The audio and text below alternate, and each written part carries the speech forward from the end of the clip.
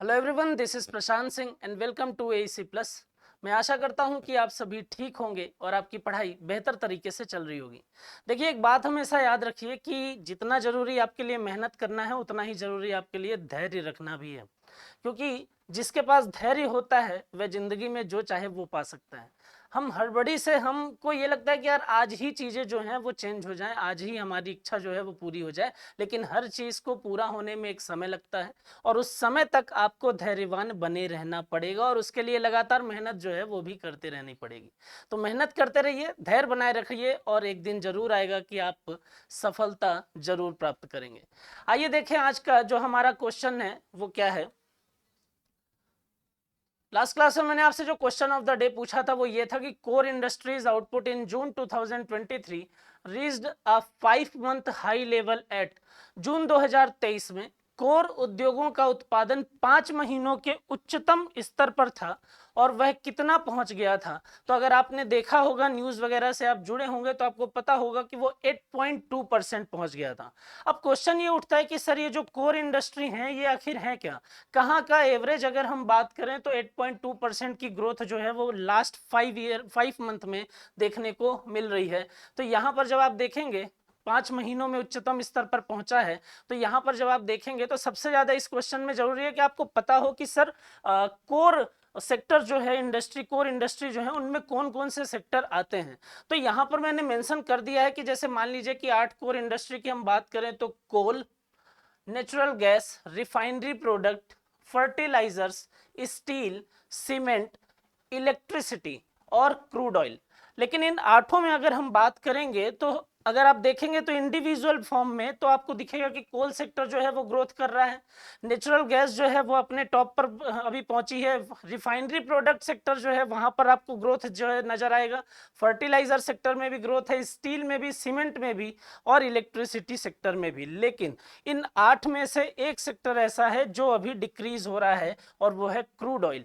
लेकिन जब हम एवरेज निकालते हैं तो आपके सामने ये पता है 8.2% का नजर आ रहा है। तो याद रखिए कि अगर इंडिविजुअल पूछता है तो सिर्फ क्रूड ऑयल कोर इंडस्ट्री में, इन 8 कोर इंडस्ट्री की अगर मैं बात करूं तो यहाँ पर सिर्फ क्रूड ऑयल सेक्टर ऐसा है जिसमें डाउनफॉल नजर आ रहा है, बाकी की जितनी भी इंडस्ट्री हैं वो ग्रोथ ही कर रही हैं। बात समझ में आ रही है? तो ये याद रखिएगा कि 8.2% का हाईएस्ट या उच्चतम पॉइंट जो है वो नजर आ रहा है। क्वेश्चन नंबर फर्स्ट की बात करते हैं कि which department has notified 2 new quality control order for smart meter and welding rods and electrodes. किस विभाग ने स्मार्ट मीटर और वेल्डिंग रॉड्स और इलेक्ट्रोड्स के लिए 2 नए गुणवत्ता नियंत्रण आदेश अधिसूचित किए हैं? देखिए, यहाँ पर अगर हम बात करते हैं तो ये हुआ कब है? तो ये 14 जुलाई को हुआ है, ठीक है।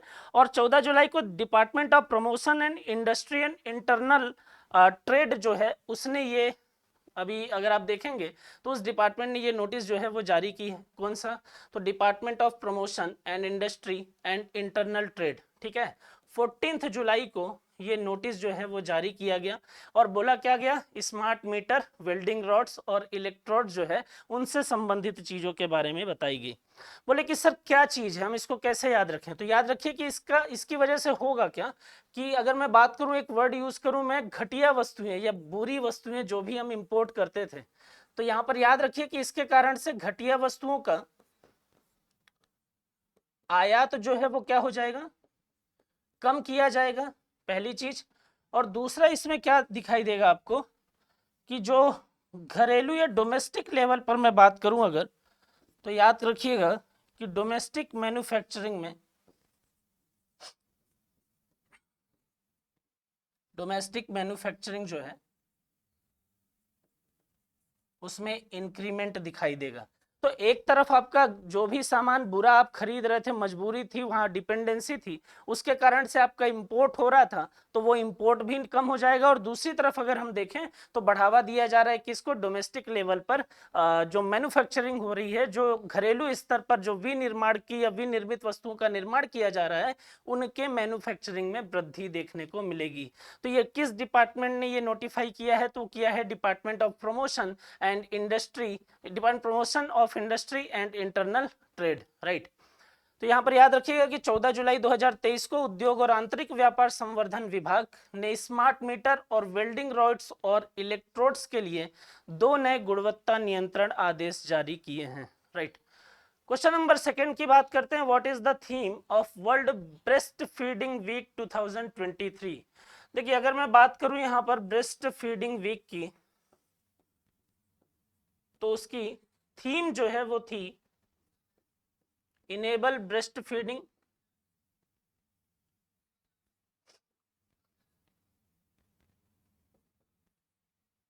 enable breastfeeding, making a difference for working parents।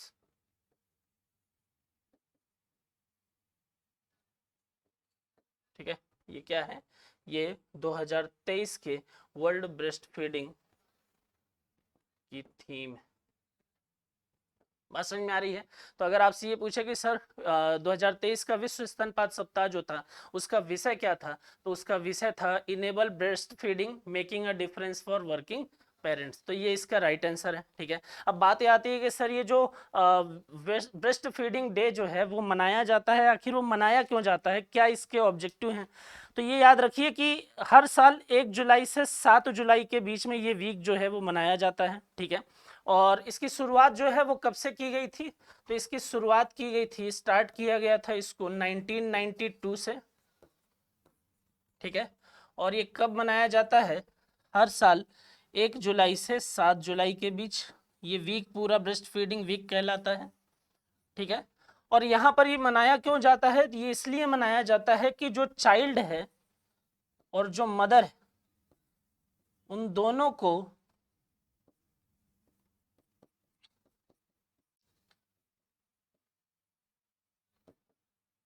Breast feeding के लाभ से अवेयर किया जा सके। मेनली अगर मैं बात करूं अवेयरनेस के लिए, तो यहाँ पर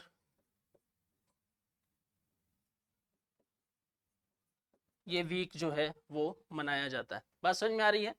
तो ये याद रखना 1992 से स्टार्ट हुआ है, 1 से 7 जुलाई के बीच में ये पूरा वीक जो है वो मनाया जाता है। इस बार की थीम जो थी वो ये थी, और क्यों मनाया जाता है? तो मेनली अगर हम बात करें तो इस पर्टिकुलर सब्जेक्ट से रिलेटेड समाज में अवेयरनेस लाने के लिए हर साल ये वीक जो है वो मनाया जाता है। क्लियर? चलिए, क्वेश्चन नंबर 3 की बात करते हैं। Rohini commission most important commission है, ये बहुत ज्यादा इंपॉर्टेंट है। रोहिणी आयोग अपने आप में बहुत ज्यादा इंपॉर्टेंट है किसी भी एग्जाम के लिए। राइट, और इसने अभी हाल ही में अपनी रिपोर्ट जो है वो राष्ट्रपति को सबमिट की है। किससे रिलेटेड है ये? तो अगर हम बात करें तो ये रिजर्वेशन, अगर डायरेक्टली मैं बोलूं तो रिजर्वेशन से रिलेटेड है, या फिर अगर मैं थोड़ा सा अंदर जाऊं तो मैं बोलता हूं कि ओबीसी की सब कैटेगरी से रिलेटेड है। ये बात समझ में आ रही है? तो यहां पर अगर हम बात करें, इसका राइट आंसर जो है वो फर्स्ट होता है। ठीक है, फर्स्ट होगा। और रोहिणी कमीशन जो है वो किससे रिलेटेड है? वो एग्जामिन करने के लिए उस आयोग का गठन किया गया था। किसमें एग्जामिन करने के लिए और सुझाव देने के लिए? तो ओबीसी की सब कैटेगरी क्या एग्जामिन करने के लिए ये कमीशन जो है वो बनाया गया था। बात समझ में आ रही है? रोहिणी जो है वो अगर हम बात करें तो इनका पूरा नाम है जस्टिस जी रोहिणी, और इनकी अध्यक्षता में इस आयोग का, जस्टिस जी रोहिणी की अध्यक्षता में इस आयोग का गठन जो है वो किया गया था। बात समझ में आ रही है? तो यहाँ पर याद रखिएगा कि कमेटी जो है वो जस्टिस जी रोहिणी की अध्यक्षता में बनाई गई थी। ठीक है, और कब बनाई गई थी ये भी आपके लिए जरूरी है। तो ये कमीशन बनाया गया है 2017 में, और बात क्या कर रहा है? ये ओबीसी की सब कैटेगरी के बारे में ये बात जो है वो कर रहा है। अब आयोग ने क्या सुझाव दिया है, क्या नहीं दिया है, किस प्रकार से ओबीसी में सब कैटेगराइजेशन होगा, क्या होना चाहिए, नहीं होना चाहिए, क्योंकि इस आयोग की रिकमेंडेशन अभी पब्लिक नहीं की गई है। बात समझ में आ रही है? इसलिए यहां पर क्या बोला गया कि ये जो रिकमेंडेशन आई है, उस रिकमेंडेशन में सिर्फ एक चीज मैं आपको बता देता हूं कि ओबीसी की कैटेगरी में 2600, मतलब आप देखिए, मतलब अगर मैं आपको ये बोलूं कि 2600 उपवर्ग या 2600 2600 सब कैटेगरी जो है वो करने की बात या वो करने का सुझाव जो है वो पहले दिया जा चुका है। तो 2600 उपवर्ग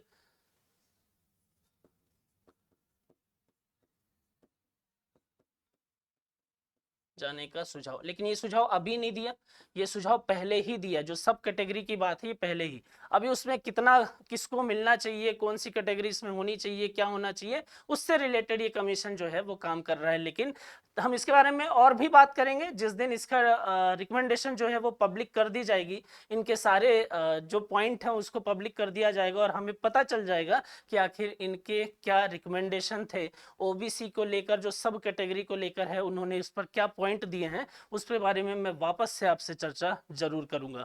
अब देखिए, ये तो हमारे क्वेश्चन के आधार पर चीजें हो गई हैं, लेकिन समस्या क्या है मैं आपको ये बताता हूं। भारत की विडंबना की अगर मैं बात करूं तो अगर देखिए प्रैक्टिकली हम देखें तो आज वर्तमान में जिसको रिजर्वेशन की आवश्यकता है उसको उतना फायदा नहीं मिल पा रहा है जितना फायदा जिसको रिजर्वेशन की आवश्यकता नहीं है उन व्यक्तियों को मिल रहा है। तो समस्या ये है ना कि जिसको रिजर्वेशन मिल रहा है वो उस रिजर्वेशन का फायदा उठा रहे हैं, एक बार उठा लिए फिर उसके बाद अगले लेवल पर उठा लिए फिर अगले लेवल पर उठा लिए, तो ये समस्या है ना।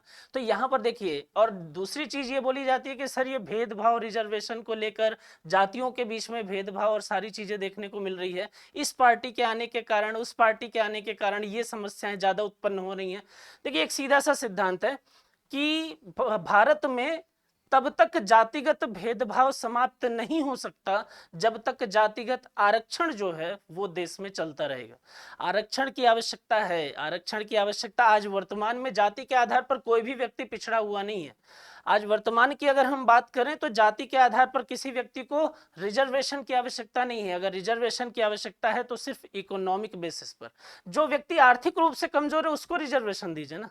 जो व्यक्ति पहले से आर्थिक रूप से मजबूत स्थिति में है और वहां पर अगर मान लीजिए उसकी जाति निम्न है तो वहां पर उसको आप रिजर्वेशन देकर कितना अपलिफ्ट करेंगे, वो तो पहले ही ऊपर पहुंच चुका है ना, वहां पर टॉप लेवल पर बैठा हुआ है। तो सरकार को जरूर ये चीज करनी चाहिए और अलग अलग कमीशन अलग अलग कमेटीज ने ये रिकमेंड भी किया है कि आप इस रिजर्वेशन को रिव्यू करिए, आप इसकी क्या करिए, समीक्षा करिए और समीक्षा के बाद ये देखिए कि क्या वास्तविकता में जातिगत आरक्षण या वास्तविकता में अगर हम बात करें तो कास्ट के बेसिस पर रिजर्वेशन की देश में जरूरत है या अगर जरूरत है तो उसको इकोनॉमिक किया जाए। बात समझ में आ रही है? तो यहां पर यह ध्यान रखना पड़ेगा कि रिजर्वेशन चाहिए तो सिर्फ और सिर्फ देश में इकोनॉमिक आधार होना चाहिए, इकोनॉमिक बेस होना चाहिए। कास्ट के बेसिस पर रिजर्वेशन हमेशा और हमेशा भेदभाव को ही जन्म देगा, ये याद रखिए। राइट, आइए देखें नेक्स्ट क्लास की अगर हम बात करें, नेक्स्ट क्वेश्चन की अगर हम बात करते हैं तो वहां पर है Stuart Broad announced retirement from international cricket, he played for which country. देखिए इनसे संबंधित अभी कुछ दिन पहले ही मैंने आपको एक और क्वेश्चन कराया था और वो क्वेश्चन ये था कि वर्ल्ड में टेस्ट क्रिकेट में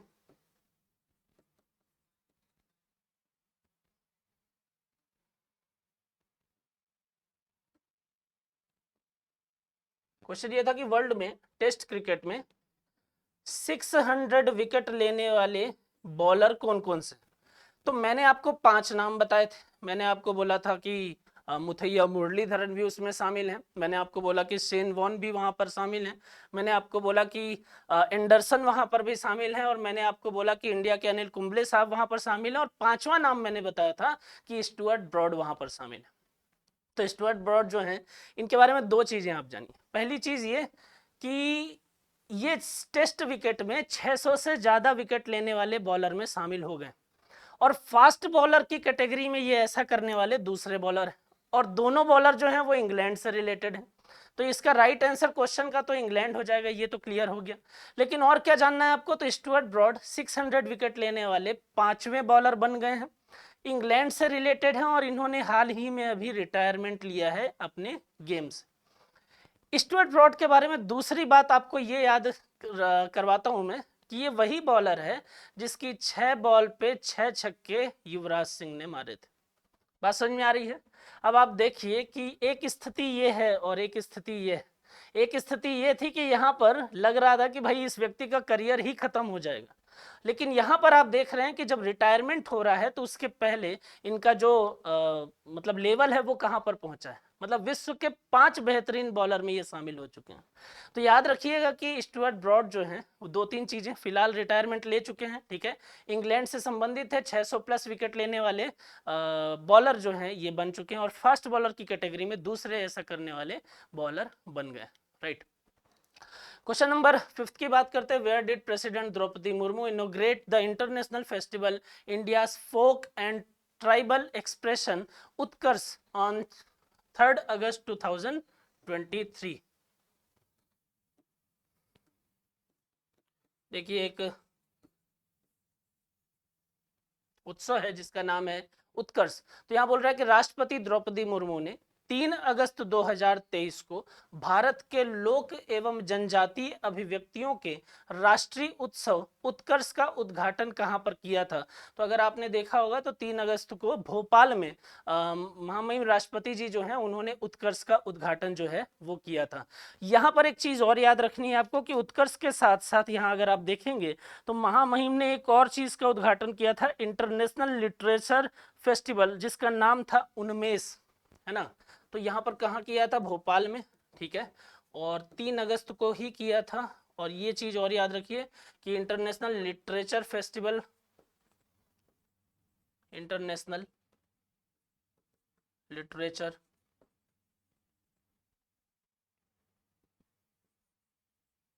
फेस्टिवल, उसकी भी इन्होंने इनोग्रेशन किया था और उसका नाम क्या था, तो इन्होंने नाम था उन्मेष।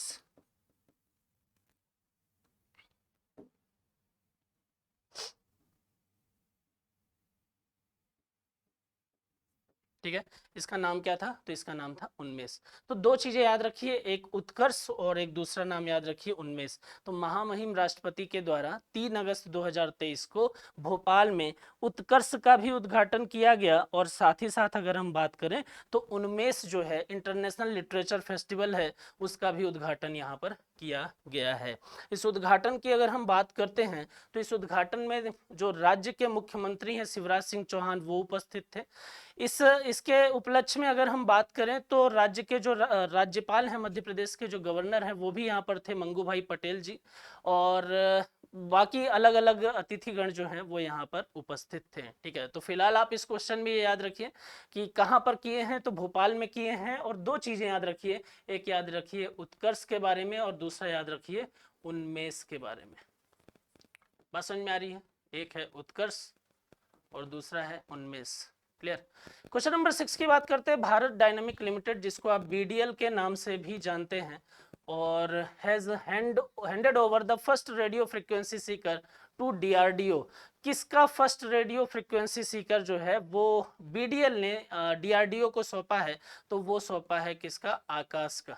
ठीक है, अब डीआरडीओ के बारे में अगर मैं मतलब बीडीएल के बारे में पहले देख रहे हैं, बीडीएल के बारे में अगर मैं आपको बताऊं तो भारत डायनेमिक्स लिमिटेड ये एक ऐसी कंपनी है जो मतलब रक्षा क्षेत्र के लिए काम करती है।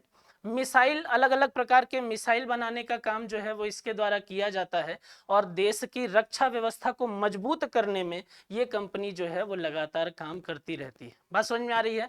बीडीएल की अगर हम बात करते हैं तो बीडीएल का जो एस्टेब्लिशमेंट किया गया है वो 1970 में किया गया है और इसका हेडक्वार्टर कहां पर है, इसका हेडक्वार्टर जो है वो हैदराबाद में, राइट। बात ये आती है कि सर बीडीएल को अगर हम देख रहे हैं 1970 में इसका एस्टेब्लिशमेंट किया गया है, तो इसके बारे में अगर हम देखें तो ये करती क्या है, तो यहाँ पर अगर आप देखेंगे तो बीडीएल जो है वो इंडियन आर्म फोर्स के लिए मिसाइल का प्रोडक्शन जो है वो करती है। और जैसे कौन कौन सी मिसाइल है सर, तो यहाँ पर अगर बीडीएल को आप देखेंगे तो आप ये याद रखिए कि आर्म्ड फोर्स के लिए शस्त्र बनाती है और उसमें से जैसे मिसाइल, है ना। एग्जाम्पल की अगर मैं बात करूं यहां पर, तो जैसे मान लीजिए कि पृथ्वी है, आकाश है, किसके द्वारा निर्मित है, ये बीडीएल के द्वारा ही निर्मित। बात समझ में आ रही है। तो यहाँ पर आप देखिए तो बीडीएल जो है वो क्या कर रही है, वो रक्षा क्षेत्र को और ज्यादा मजबूत कर रही है, और रक्षा क्षेत्र को और ज्यादा मजबूत करने का काम एक और यूनिट कर रही है जिसके अंडर में ये चीजें देखने को मिलती है, और वो है डीआरडीओ। डीआरडीओ 1958 में जिसका एस्टेब्लिशमेंट हुआ और जिसका हेडक्वार्टर जो है वो न्यू दिल्ली में है।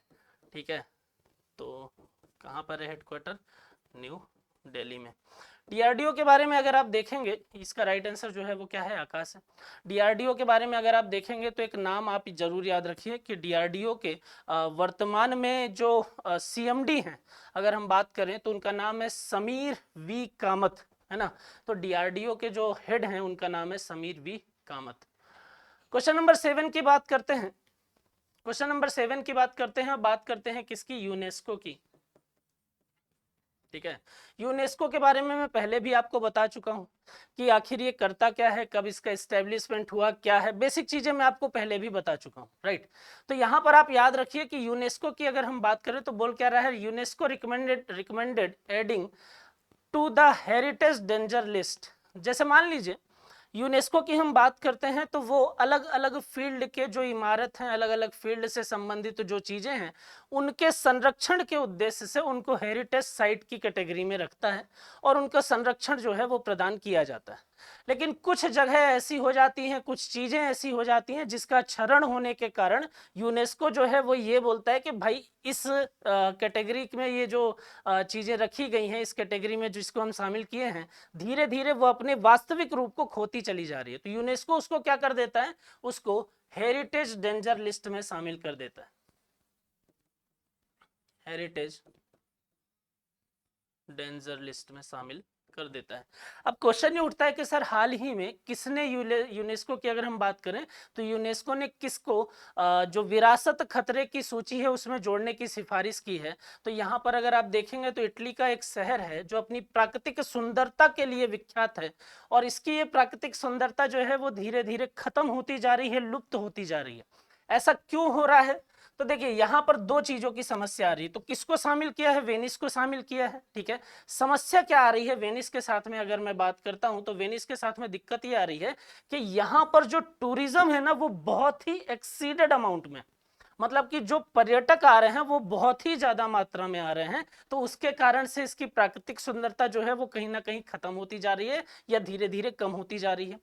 दूसरी अगर हम बात करें तो यहाँ पर प्राकृतिक रूप से फ्लड आते हैं, यहाँ पर प्राकृतिक रूप से जल से संबंधित विडंबनाएं जो हैं वो आती हैं, तो उसके कारण से भी यहाँ पर खतरा जो है वो मंडराता रहता है। इसलिए यहाँ पर क्या बोला गया है कि भाई ये अपनी इन चीजों के कारण से अगर हम बात करें तो एक्सेसिव टूरिज्म और क्लाइमेट चेंज के कारण से जो वेनिस है वो अपनी जो आइडेंटिटी है उस आइडेंटिटी को धीरे धीरे क्या करता जा रहा है? खोता जा रहा है। ठीक है, तो इसके बारे में अगर समस्या बोले तो आप याद रखिए कि भाई एक्सेसिव अमाउंट में यहां पर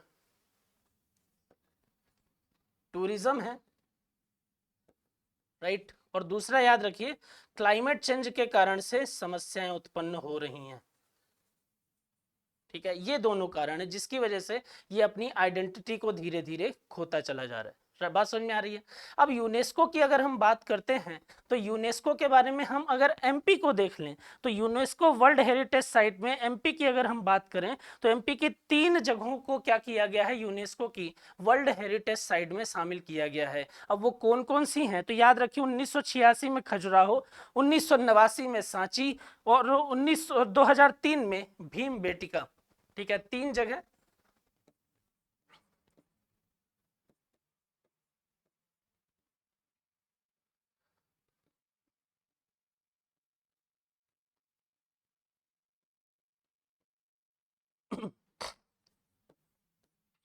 आज थोड़ी आवाज गला बैठा हुआ है। ठीक है, चलिए, तो अगर हम एमपी की बात करते हैं तो एमपी में आपको 3 साइट दिखाई देंगी, और 1986 में खजुराहो को ऐड किया गया था, 1989 में सांची को ऐड किया गया था, और 2003 में अगर हम बात करते हैं तो भीमबेटका को यहाँ पर ऐड किया गया था। बात समझ में आ रही है? तो ये आप याद रखिएगा, इस क्लियर है। फिलहाल अगर पूछे कि यूनेस्को ने हाल ही में किसको विरासत खतरे की सूची में डाला है, तो इटली का एक शहर है जिसका नाम है वेनिस। और रीजन क्या है, किसकी वजह से ऐसा देखने को मिल रहा है कि ये डेंजर लिस्ट में जाएगा, तो यहाँ पर देखिए तो एक्सेसिव टूरिज्म और क्लाइमेट चेंज के कारण ये धीरे धीरे अपनी ओरिजिनलिटी और आइडेंटिटी दोनों को ये खोता चला जा रहा है। बात समझ में आ रही है? मतलब वेनिस को अगर आप देखते हैं ना, तो अगर आप ओरिजिनल में इसको देखेंगे तो आपको लगेगा कि यार हम ना कोई मतलब कोई फोटो देख रहे हैं, ये इतना खूबसूरत शहर है। बात समझ में आ रही है? तो वही खूबसूरती, वही चीजें इसकी धीरे धीरे खोती चली जा रही हैं, तो इसलिए बोल रहे हैं कि डेंजर लिस्ट में संभाल लो।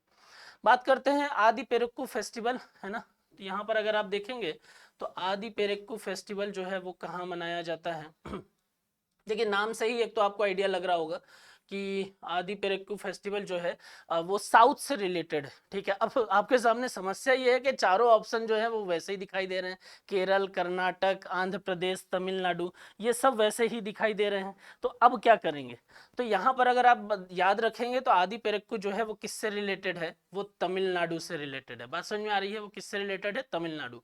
और मनाया क्यों जाता है, तो एक तरीके की लोकल लोगों की मान्यता है। और मान्यता कैसी, तो जो मानसून आता है उस मानसून के प्रति अपना आभार प्रकट करने के लिए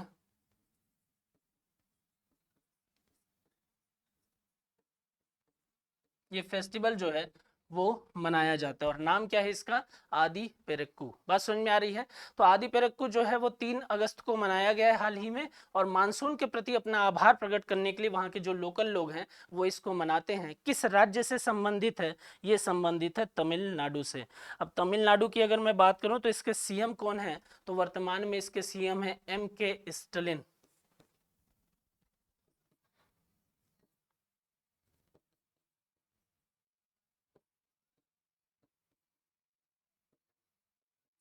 MK स्टालिन, ठीक है।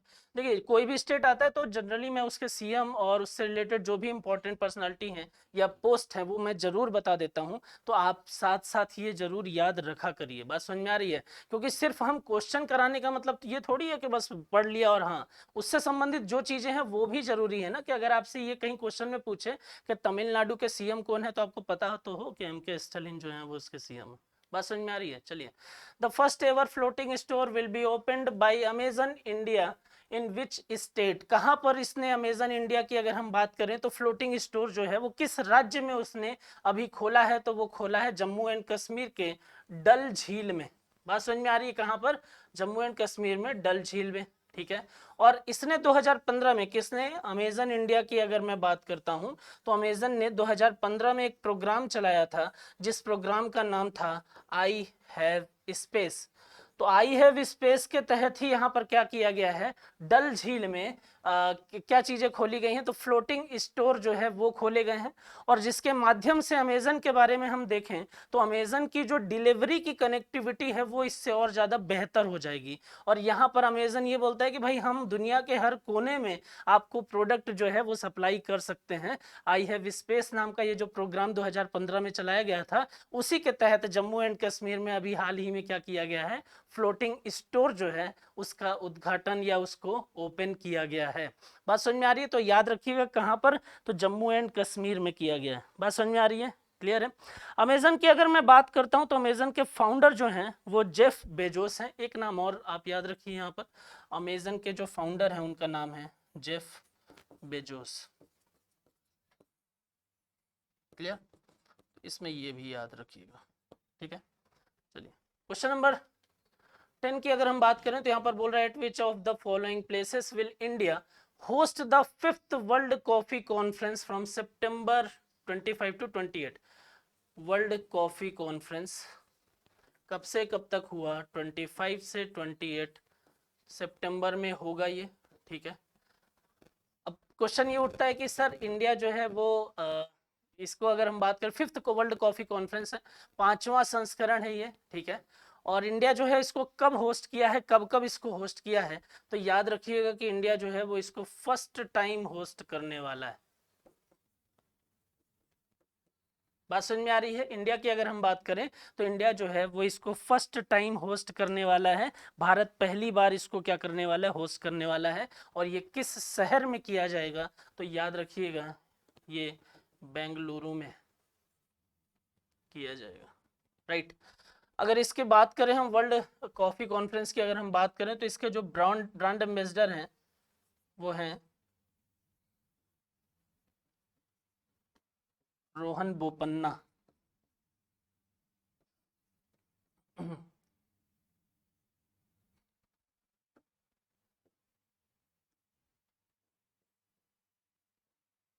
ठीक है, तो ये याद रखिएगा।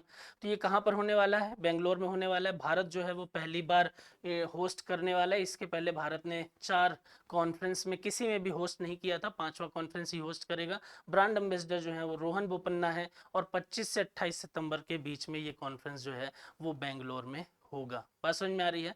अब यहाँ पर देखिए एक पॉइंट और याद रखिए कि 80 से अधिक देशों के जो प्रोड्यूसर हैं, जो एक्सपोर्टर हैं और जो पॉलिसी मेकर हैं, ठीक है, वो सब लोग इसमें हिस्सा लेने वाले हैं। तो 80 से ज़्यादा देश के लोग जो हैं वो यहाँ पर इसमें हिस्सा लेंगे। तो ये हमारे 10 क्वेश्चन थे, ठीक है। और आपके लिए जो क्वेश्चन ऑफ द डे है वो ये है कि in which country is the major league cricket 2023 being organized, कहाँ पर किया जा रहा है। फटाफट आप इसका आंसर जो है वो मुझे बता दीजिए। ठीक है, फिर आप पढ़ाई करते रहिए, खुश रहिए। आज के लिए इतना काफ़ी है। Thank you so much.